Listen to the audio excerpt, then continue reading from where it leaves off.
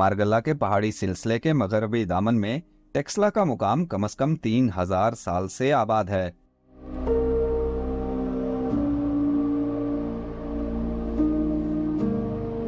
टेक्सला का कदीम नाम टेक्सा शिला था। टेक्सा शिला नाम के मुख्तलिफ मतलब बयान किए जाते हैं। एक मतलब तराशे हुए पत्थरों का शहर है।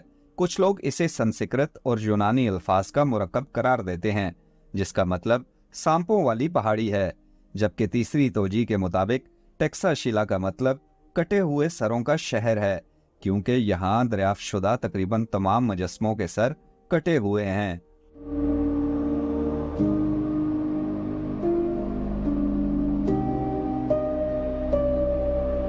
टेक्सला का शहर ज़हूर ईसा अलैहिस्सलाम से तकरीबन 700 साल पहले कायम हुआ और 5वीं सदी ईस्वी में वस्ती एशिया से ताल्लुक़ रखने वाले सफ़ेद हुन्स के हाथों तख्तो ताराज कर दिया गया।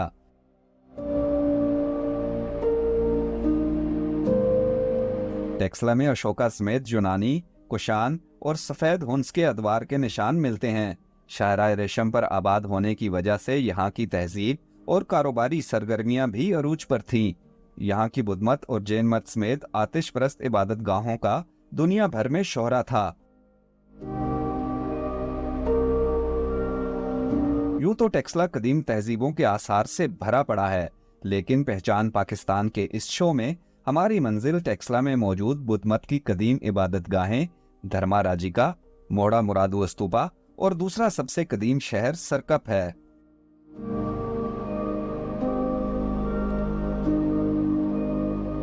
धर्मा राजिका स्तूपा 500 कबले मसीह में तामीर हुआ।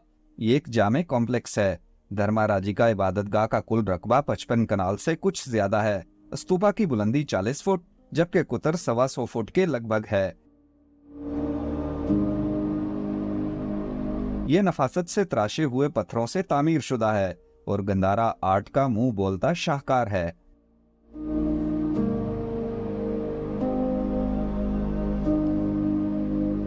आज की इस एपिसोड में हम आपको एक बहुत ख़ास जगह पर ले आए हैं और ये ख़ास जगह पाकिस्तान के दारुल हुकूमत इस्लामाबाद से कुछ ज़्यादा दूर नहीं है, तो बहुत करीब है और आप दिन भर में यहाँ आकर यहाँ की सयाहत कर सकते हैं। और जिस जगह पर मैं मौजूद हूँ ये धर्मा राजिका स्तूपा का एरिया है और बहुत कदीम आसार यहाँ आपको देखने को मिलते हैं।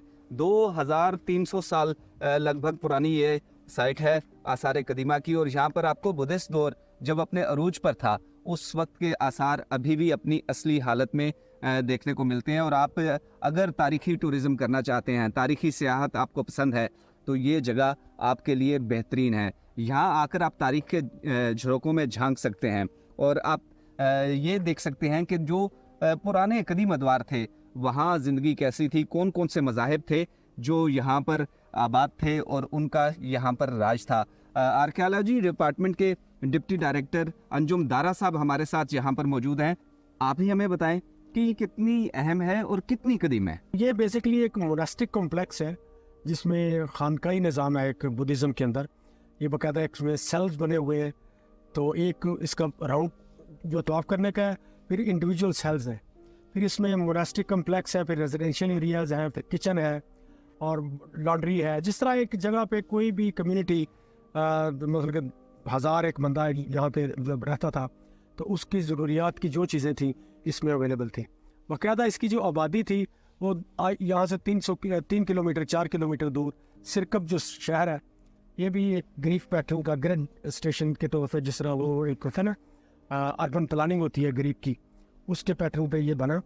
तो उस जगह से सिरकप सेसोक ये जो सिटीज़ थे, बीरमंड, ये बाकायदा इलाके थे जहाँ से लोग जो मॉक्स हैं वो यहाँ के तो इबादत करते थे। अच्छा, तवाफ बुद्धिस्ट करते थे, तवाफ तो हम मुसलमान भी करते हैं।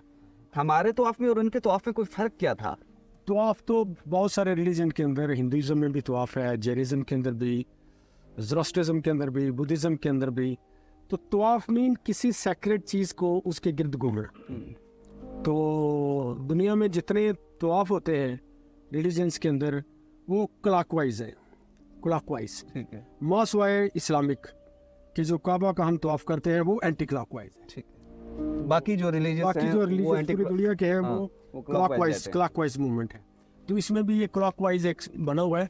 ये आर्किटेक्चर जो है इसमें डिफरेंट लेयर्स हैं और डिफरेंट पीरियड्स का हमें रबल जो है सबसे नीचे वाला जो है वो रबल उसको बोलते हैं, उसके ऊपर वाला जो है वो डेपर आर्किटेक्चर बोलते हैं, और सबसे ऊपर वाला जो है वो एशलर या सेमी एशलर, ये एशलर ये कि उसमें वो रिफाइनमेंट आ जाती है।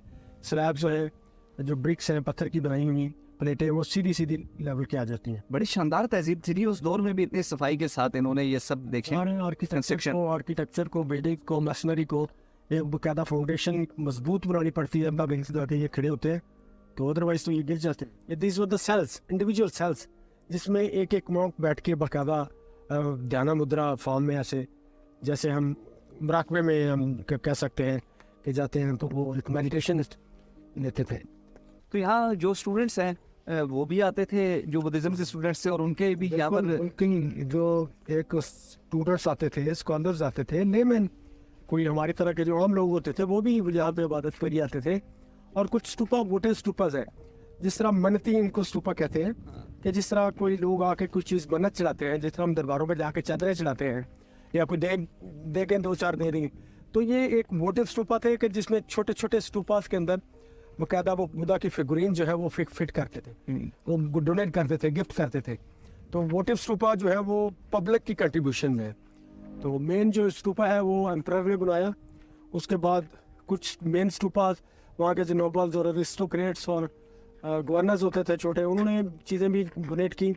फिर वोटिव स्टूपास है जो पब्लिक के तौर पे जो चीज़ें पब्लिक डोनेट करते हैं वो भी छोटे छोटे। अच्छा, ये मैंने स्वात का जब हमने विजिट किया वहाँ पर, वो स्वात भी एक ओपन म्यूजियम है, आपको पता है बुद्धिस्ट दौर की वहाँ बड़ी यादगारें हैं। तो स्वात में भी हमने देखा कि एक तो मेन स्टूपा है और उसके साथ साथ जो लोग आते थे जो मन्नत मांगने के लिए आते थे वो छोटे छोटे स्टूपास बना लेते थे, या कोई काबिल जिक्र पर्सनैलिटी आती थी, उनकी शख्सियत आती थी तो वो भी अपनी एक यादगार छोड़ के जाती थी कि यहाँ पर ये हो। तो ये सिस्टम पूरे का पूरा ऐसा ही था बुद्धिस्ट में कि जो स्टूडेंट्स हैं उनके लिए भी बाकायदा रहायशगाह, और अगर कोई ज़ायर आ रहे हैं, कोई ज़ायरीन आ रहे हैं तो उनके लिए भी यहाँ बाकायदा इंतजाम होता था। जो स्टूडेंट्स जो स्टडी करते थे, सूत्रास पढ़ते थे बाकायदा मोनास्टिक ये सेंटर के अंदर, उनके लिए ये रहने की जगह थी। अदरवाइज लोग आते थे तो चले जाते थे, मतलब कि वो परमानेंट स्टे नहीं करते थे यहाँ पे।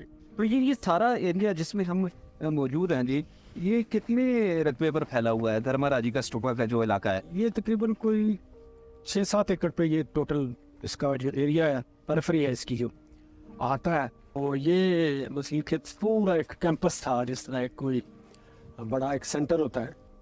रिच हिस्ट्री है यहाँ पर जो है, बहुत कदीम दौर में भी। चले आपके साथ हम विजिट कर रहे हैं, आप हमें मुख्तलिफ जो एरियाज हैं वो भी दिखाएं ताकि हम भी देख सकें और दुनिया को भी दिखा सके कि पाकिस्तान में क्या कुछ है, तारीख के खजाने किस हद तक बिखरे पड़ते हैं। तो चले कुछ दूसरे इलाके भी हैं, आपको वो भी दिखाते हैं।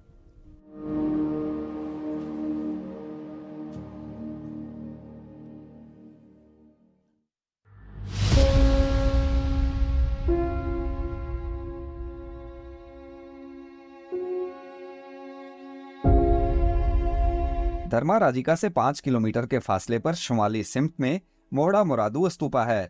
कदीम नाम तो किसी को मालूम नहीं, बस करीबी आबादी के नाम पर इसे मोहड़ा मुरादू कम्प्लेक्स का नाम दे दिया गया है। मोहड़ा मुरादू स्तूपा एक शानदार और मुनज़्ज़म मजहबी कम्प्लेक्स था।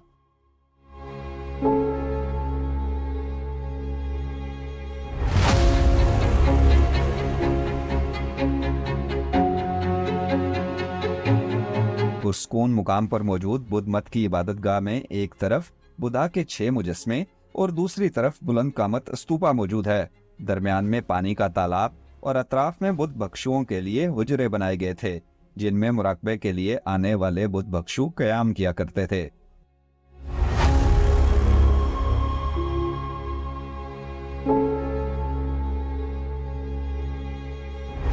ये मोहड़ा मुरादू का तारीखी मजहबी मुकाम है, बुद्धिस्ट दौर का ये मुकाम है, और यहाँ पर जो बुद्धा दौर के आसार हैं बड़ी अच्छी हालत में मिलते हैं। इस इबादतगाह आप देख सकते हैं कि इसको बड़ी नफासत से बनाया गया। जो आपको सामने ये मुख्तलिफ आसार नज़र आ रहे हैं, यहाँ पर 27 कमरे होते थे जहाँ पर जो पैरोकार आते थे यहाँ रहते थे, अपनी इबादत करते थे। और ये अगर मैं आपको मुजस्मे बुद्धा के दिखाऊं तो ये कदीम दौर के बुद्धा के मुजस्मे हैं। इनमें आप देख रहे होंगे कि बॉडी सारी है लेकिन सर नहीं है। 5वीं सदी ईस्वी में जब सफ़ेद हुंज जिन्होंने इस इलाके पर यलगार की थी, उस यलगार के बायस इनको नुकसान पहुंचा और ये तमाम के तमाम जो बुधा के मुजस्मों के सर हैं, सफ़ेद हंस जो थे, उन्होंने ये तोड़ दिए थे। ये 5वीं सदी ईस्वी की बात है। और इसके साथ साथ मैं आपको एक बड़ी ख़ास चीज़ भी दिखाना चाह रहा हूँ कि बुद्धिज़्म के इलाके में हम हैं, जहाँ पर बुद्धिज़्म ने एक तवील अरसे तक राज किया और बड़ी तादाद में बुद्धिज़्म के जो पैरोकार थे वो इन इलाकों को अपना मरकज़, अपना मस्कन बनाए हुए थे। तो ये एक बड़ा ख़ास स्ट्रक्चर आपको दिखा रहा हूँ, इसको भी देखें। ये बड़ी तारीख़ी अहमियत का हामिल है और बड़ी अच्छी हालत में है। बौद्ध इबादत गांव में आप जहाँ भी जाते हैं आपको मुख्तलिफ स्ट्रक्चर्स मिलते हैं देखने को। इसको देखिए कि ये कितना ज़बरदस्त है, कितनी नफासत से इसको बनाया गया और इसके आसपास की जो बाउंड्री वाल है, जिसकी चारदीवारी जो है, इसको भी अगर आप देखें तो नफासत से ये बनाया गया है कि बिल्कुल ऐसे जिस तरह जदीद दौर की ये अक्कासी करता हो। तो ये मोहड़ा मुरादू का मुकाम है। टेक्सला में आप जब भी आते हैं तो मोहड़ा मुरादू भी आप आएँ, क्योंकि जब आप तारीख़ के बिखरे औराक जो हैं उनको समेटने जाते हैं, तारीख़ को आप पढ़ने जाते हैं, तो फिर आपको तारीख़ के तमाम हिस्सों को देखना चाहिए। तो टेक्सला जो कदीम तहज़ीबों का अहम मरकज़ था, वहाँ पे बुद्धिज़्म के बहुत ज़्यादा आसार मिलते हैं और हम इन्हीं आसार को देखने के लिए टेक्सला में हैं। इन जो मुख्तलिफ़ आसार कदीमा के मुकामात हैं, इनसे जो अहम चीज़ें कलेक्शंस इकट्ठी करके म्यूज़ियम में रखी गई है, टेक्सला म्यूज़ियम में, वहाँ भी मैं आपको लेके जाऊँगा, दिखाऊँगा कि ये लोग उस दौर में कितने जिद्दत पसंद थे, क्या क्या चीज़ें ये इस्तेमाल करते थे, इनके औज़ार कैसे थे, इनका जेवर कैसा था और काश्तकारी के लिए ये कैसे औज़ार इस्तेमाल करते थे, जराही के लिए ये कैसे औज़ार इस्तेमाल करते थे, सब के सब आपको दिखाएंगे टेक्सला म्यूज़ियम में जाके।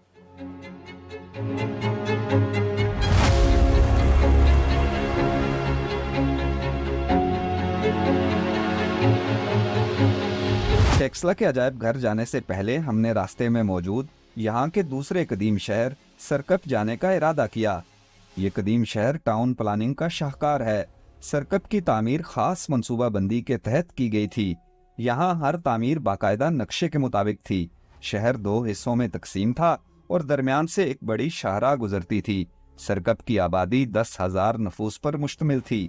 ये उस दौर का बैनुल अक़वामी तिजारती मरकज़ भी था।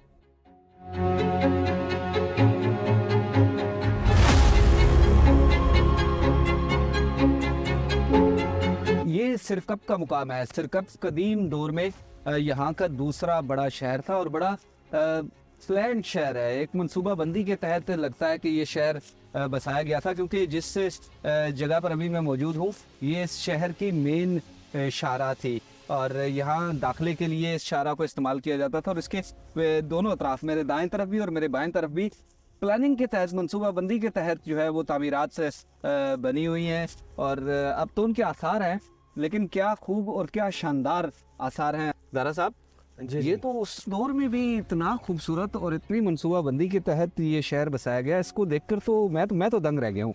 सिरकप बाकायदा एक फोर्टिफाइड सिटी था जिसमें फोर्टिफिकेशन फसील थी शहर के बाहर।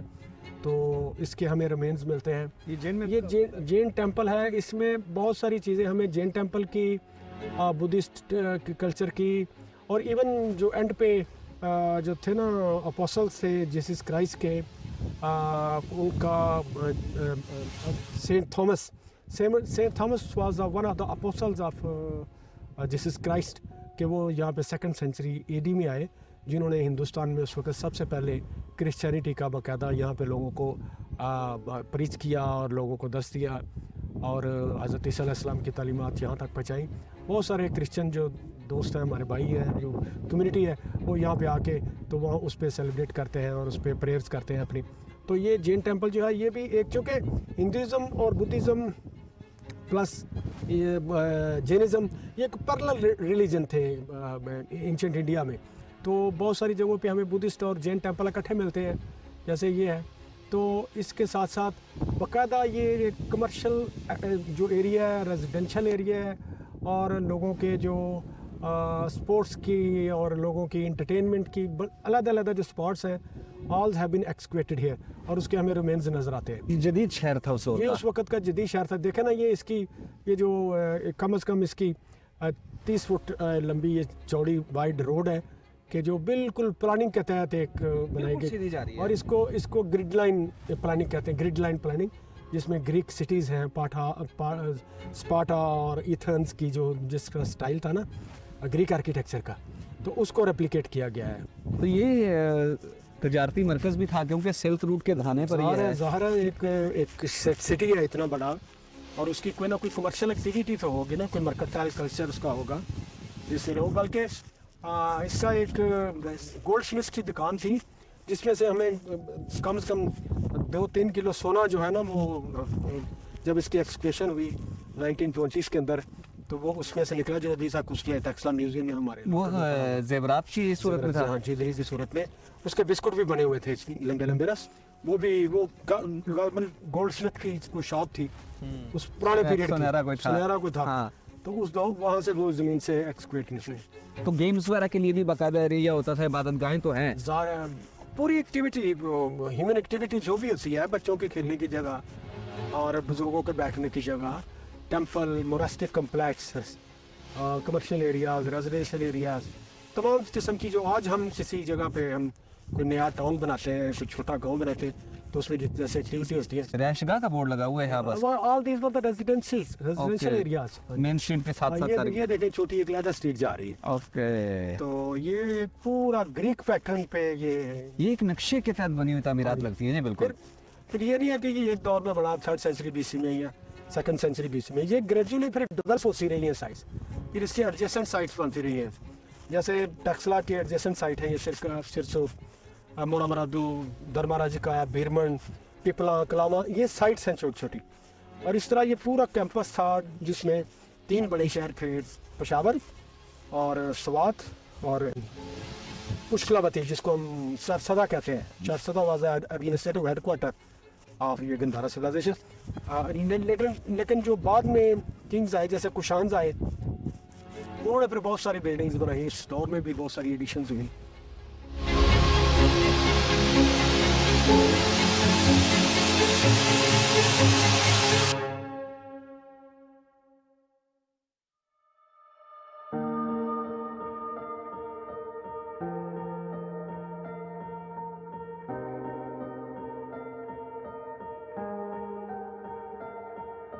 सिरकप शहर के शानदार खंडरात देखने के बाद हम टेक्सला अजायब घर की तरफ चल पड़े, ताकि वो तारीखी नवादरात देख सकें जो मुख्तलिफ अदवार में खुदाई के दौरान यहाँ के मुख्तलिफ मुकामात से बड़ी तादाद में मिले हैं। इन कदीम नवादरात में रोजमर्रा जिंदगी में इस्तेमाल की तकरीबन हर शय मौजूद है। इसमें ज़िंदगी की हर चीज़ जो है ना, वो आपको मिलेगी। इसमें जो एम्परर्स की इस्तेमाल की चीज़ें हैं, जो के गंधारा का स्कल्पचर्स हैं, जो उसमें बहुत खूबसूरत जो सोने की चीज़ें हैं, फिर सिल्वर की, फिर मेटल की, कॉपर, ब्रॉन्ज़ की, फिर आगे स्टोन की आगे 6-7 किस्में हैं। ग्रे सिस्ट है, ब्लैक सिस्ट है, ग्रीन सिस्ट है, फिर टेराकोटा, फिर स्टको जो है ना, चूने का जो काम है, वो उसमें टेक्सला ज़्यादा पॉपुलर था, फेमस था।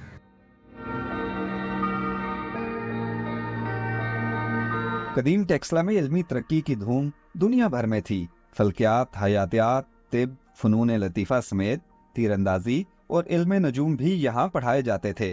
राजों, महाराजों और उमरा के बच्चे दूर दराज से यहाँ पढ़ने के लिए आते थे। तुलबा की रिहाइश के लिए कदीम तर्ज का हॉस्टल भी था।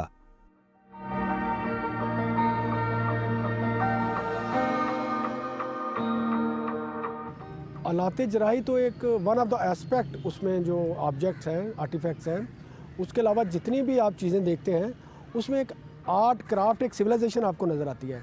अगर आप बीड्स देखते हैं, छोटे से छोटा बीड, उसके अंदर सुराख होती थी, वो किस टेक्नोलॉजी के तहत सुराख करते थे उस वक्त। और आलाते जराही तो मीन के ये टेक्सला एक लर्निंग सीट थी, एक यूनिवर्सिटी थी।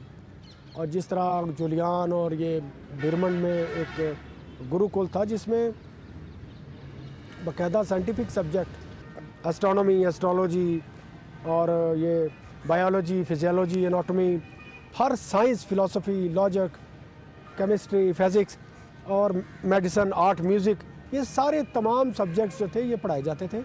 और उसी की बेस पे आप देखें, जो सर्जिकल इंस्ट्रूमेंट्स आपको नज़र आप बात कर रहे थे, तो सर्जिकल इंस्ट्रूमेंट मीन के यहाँ पे बाकायदा सर्जरी पढ़ाई जाती थी, सर्जरी होती थी। उसके पीछे जो सर्जन होते थे उनके पीछे एक नॉलेज होता था, और नॉलेज वो कहाँ से लेते थे? ये टेक्सला की यूनिवर्सिटी से लेते थे।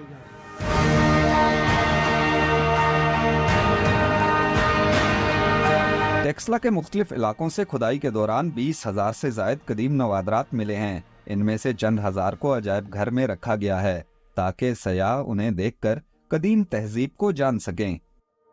जो टोटल एक्सकवेटेड आर्टिफैक्ट्स हैं, आइटम्स हैं, वो तकरीबन कोई 20,000 के करीब हैं। उसमें से 4,000 ऑब्जेक्ट सिर्फ हमने म्यूज़ियम में रखी हुई हैं। अदरवाइज़ जो 16,000 ऑब्जेक्ट्स हैं वो रिज़र्व कलेक्शन में अभी, क्योंकि सबको डिस्प्ले नहीं करते। तो इसमें स्टोन की चीज़ें हैं, मेटल की हैं, स्टको की हैं, टेराकोटा की हैं, जो मिट्टी लाल मिट्टी होती है। उसमें फिर ज़िंदगी की हर इस्तेमाल की चीज़ है, पब्लिक लेवल की चीज़ें भी हैं, उसमें खिलौने भी हैं बच्चों के, उसमें ज्वेलरी भी है औरतों की, उसमें एग्रीकल्चर के जो एक चीज़ें यूज़ होती थी वो भी हैं, उसमें फूड को स्टोर करने के बड़े बड़े जो कंटेनर हैं वो थे। और हर चीज़ आप देखें मतलब कि म्यूज़ियम के अंदर जो है ना, वो ज़िंदगी की तमाम जो बीड्स ख़ास तौर पे और बड़े स्कल्पचर्स, वो आपको सुरमेदानियाँ, हर तरह की चीज़, छोटे छोटे वेट्स, जो भी आज हम चीज़ यूज़ करते हैं ना, उस वक़्त भी यूज़ होती थी।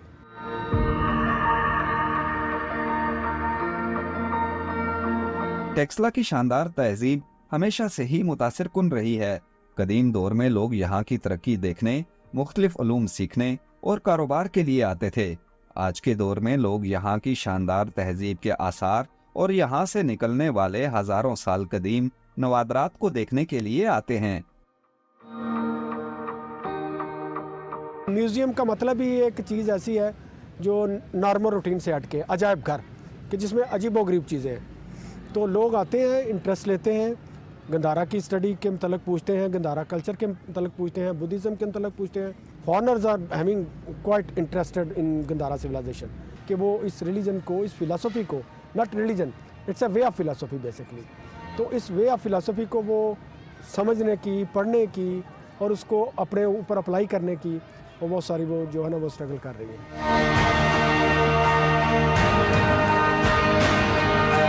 टेक्सला के अतराफ में दर्जनों किलोमीटर का इलाका कदीम अदवार के आसार से भरा पड़ा है।